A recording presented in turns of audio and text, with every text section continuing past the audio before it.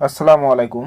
জাতীয় বিশ্ববিদ্যালয়ের শিক্ষার্থী 2025 সালের অনার্স দ্বিতীয় বর্ষ ইন কোর্স পরীক্ষার নম্বর প্রেরণের নিয়মাবলী সংক্রান্ত বিজ্ঞপ্তি দিয়েছে আজকে। তো এই বিজ্ঞপ্তিটি পুরো বিস্তারিত আলোচনা করা হবে ভিডিওতে। তার আগে আপনারা যারা চ্যানেলে নতুন দর্শক তারা চ্যানেলটি সাবস্ক্রাইব করে রাখুন জাতীয় বিশ্ববিদ্যালয়ের সকল আপডেট খবর পেতে। তো চলুন শুরু করা যাক। এখানে বলা হচ্ছে নোটিশটি 31/3/2026 দিয়েছে। 2025 সালের অনার্স দ্বিতীয় বর্ষ ইন কোর্স পরীক্ষার তারিখ ও নম্বর প্রেরণ সংক্রান্ত নিয়মাবলী। তো 2025 সালে অনার্স দ্বিতীয় বর্ষের শিক্ষার্থীদের প্রথম এবং দ্বিতীয় ইন কোর্স পরীক্ষা নিম্ন বর্ণিত নির্ধারিত তারিখের মধ্যে সম্পন্ন করার জন্য অনুরোধ করা হলো। অর্থাৎ প্রথম ইন কোর্স পরীক্ষা 6/4/2026 থেকে 23/4/2026 তারিখের মধ্যে গ্রহণ করতে হবে এবং দ্বিতীয় ইন কোর্স পরীক্ষা 3/5/2026 থেকে 18/5/2026 তারিখের মধ্যে গ্রহণ করতে হবে এবং এই দুইটা ইন কোর্সের নম্বর অনলাইনে এন্ট্রির তারিখ 7/6/2026 থেকে 17/6/2026 পর্যন্ত। এখন কথা হলো, এই যে অনলাইনে যে এন্ট্রি করবে মার্ক ইন কোর্স, এই মার্ক এন্ট্রি করে জাতীয় বিশ্ববিদ্যালয় গাজীপুর ক্যাম্পাসে ডাকযোগে 4/6/2026 তারিখের মধ্যে জমা দিতে হবে। এই জমাটা কলেজ কর্তৃপক্ষই দিবে। এখন আরেকটা গুরুত্বপূর্ণ বিষয় সেটা হলো, এখানে ইনকোর্স পরীক্ষা গ্রহণ ও উত্তরপত্র প্রেরণের নিয়মাবলী দিয়েছে। এটা খুবই গুরুত্বপূর্ণ। তো এখানে বলা হচ্ছে যে ইনকোর্স পরীক্ষা গ্রহণ ও ক্লাসে উপস্থিতি মূল্যায়ন সংক্রান্ত নির্দেশিকার ভিত্তিতে নম্বর বন্টন করতে হবে। তো সেটা কিভাবে? সেটা হলো ইনকোর্স পরীক্ষার নম্বর 15% ও ক্লাসে উপস্থিতির জন্য 5%-এর মধ্যে মূল্যায়ন করতে হবে। অর্থাৎ একজন পরীক্ষার্থী দুটি ইনকোর্স পরীক্ষায় গড় নম্বর 40% না পেলে ওই পরীক্ষার্থী চূড়ান্তভাবে ফর্ম পূরণের জন্য যোগ্য বলে বিবেচিত হবে না।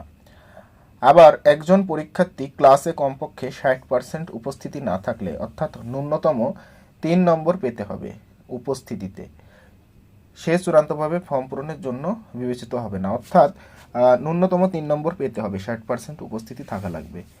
আর যদি এর ব্যত্যয় ঘটে তাহলে ফর্ম পূরণে সমস্যা হবে।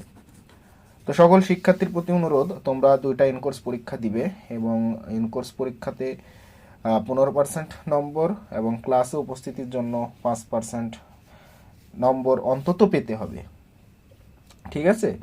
এবং হচ্ছে যে এই ইনকোর্সে পাস প্লাস প্রতিদিন যে ক্লাস হয় এই ক্লাসে উপস্থিতি 60% উপস্থিতি থাকা লাগবে। তাইলে ইনকোর্স এবং উপস্থিতিতে যদি পাস মার্ক থাকে তাইলে ইনশাল্লাহ ফর্ম পূরণ করতে পারবা সবাই।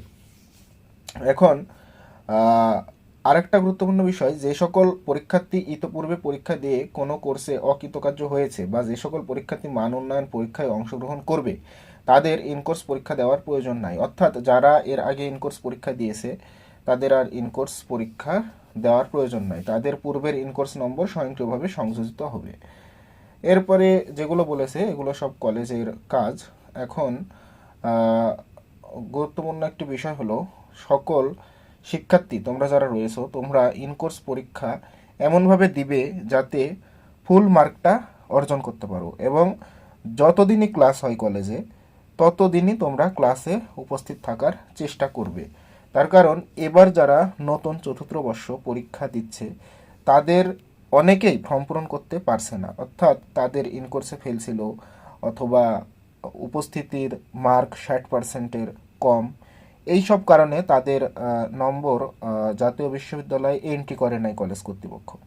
তো জাতীয় বিশ্ববিদ্যালয় আগের থেকে অনেক কঠোর হয়েছে, তাই সকল শিক্ষার্থীর প্রতি অনুরোধ, তোমরা যথাযথভাবে প্রিপারেশন নাও, ইনকোর্স পরীক্ষা দাও সময়ের মধ্যে এবং তোমরা রেগুলার ক্লাস করতে থাকো। ঠিক আছে? ইনকোর্স পরীক্ষায় পাস এবং ক্লাসে উপস্থিতি দুইটাই লাগবে এই ফর্ম পূরণের ক্ষেত্রে। তো তোমরা যারা শেষ পর্যন্ত ভিডিওটি দেখেছো সকলকে ধন্যবাদ এবং যারা এই চ্যানেলে নতুন, চ্যানেলটি সাবস্ক্রাইব করে পাশে থাকো সকল আপডেট তথ্য পাওয়ার জন্য। ধন্যবাদ।